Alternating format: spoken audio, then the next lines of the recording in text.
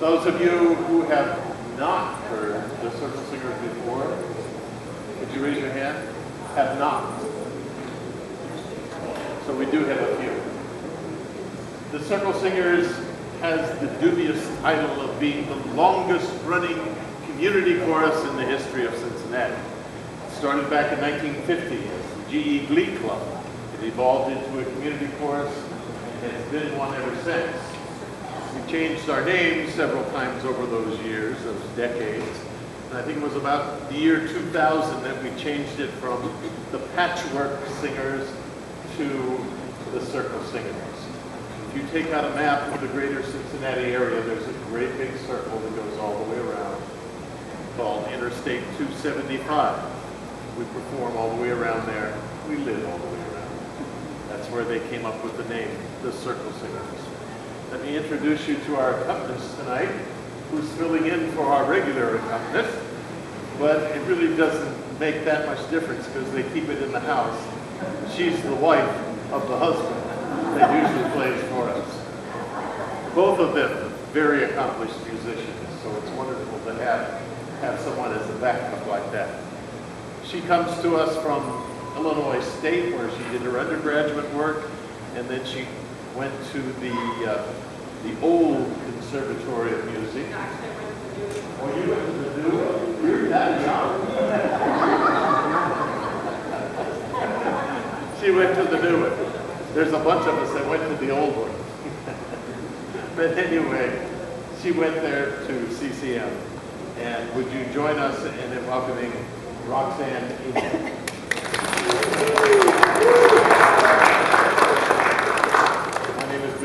I'll be your director this evening. And we usually do something patriotic, but we're not doing that tonight. We've been asked by so many people to do something of Walt Disney. So I want you to just sit back and relax and enjoy being a kid. Or if you just love some of the music that came from his musicals and his films, we're going to give you an array of those things. If you recognize some of them and you want to sing along with us, feel free to do it. This is the wonderful world of Disney.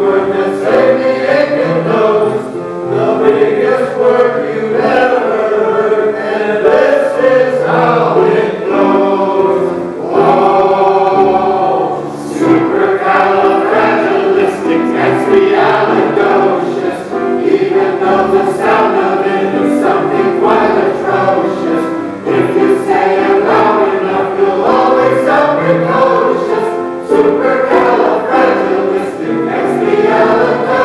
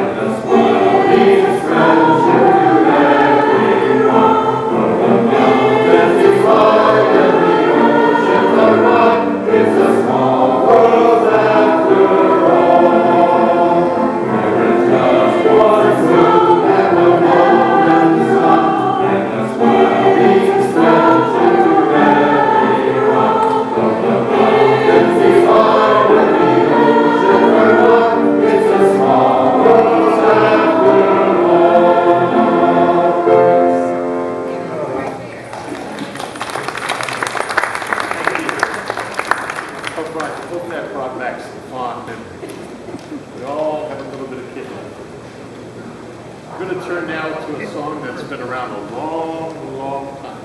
150 years to be exact. And it's called Home Sweet Home.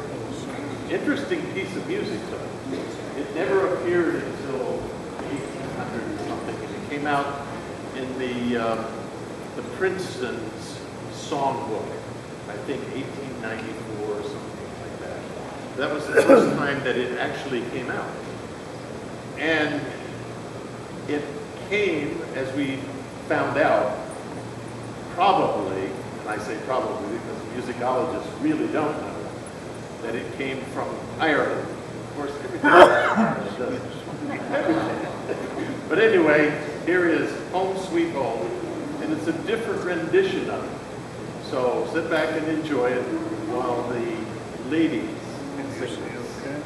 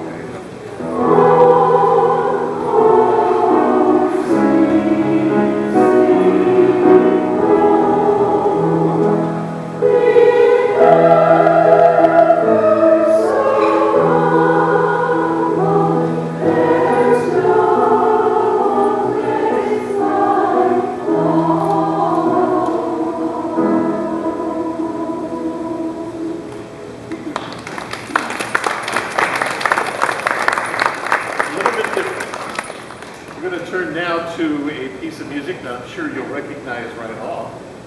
It happens to be Beethoven's Minuet in G with words. How many people realize that this was not written originally for piano? However, every piano student has played it, whether it's beginner or intermediate. It was actually written by Beethoven for orchestra only, but it got lost. The only thing he had left that they found, that the musicologists found, was the piano score to it. So here we have this wonderful piece of music by Beethoven that is probably one of the most popular piano pieces out there for beginner students. Our rendition of Minuet in G.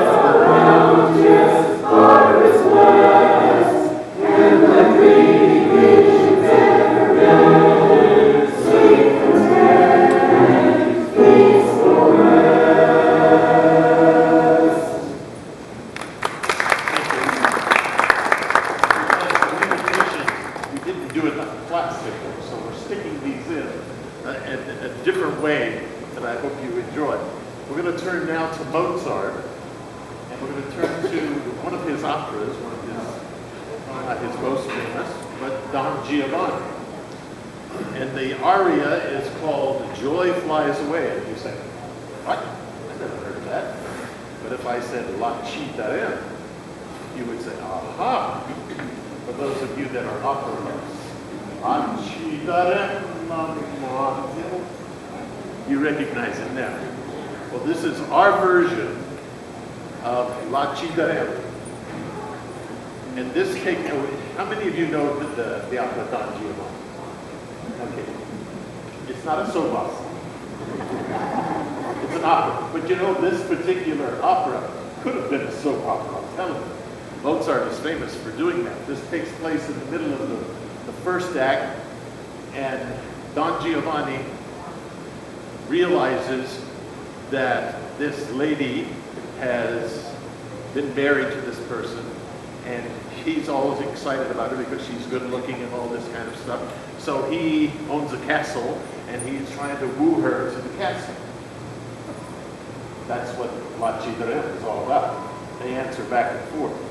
At the end of the aria, or the duet, she runs off with another man. Typical soap opera.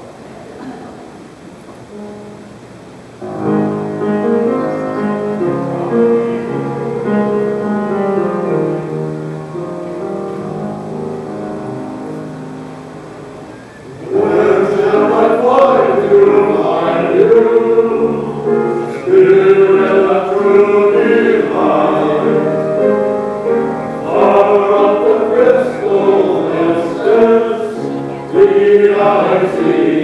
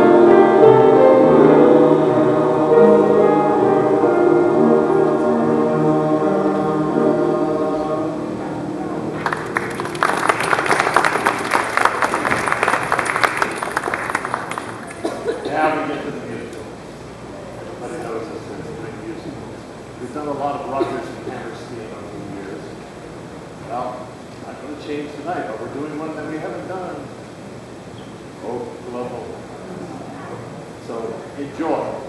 Sit back and go back into the 20s and enjoy the language of Oklahoma.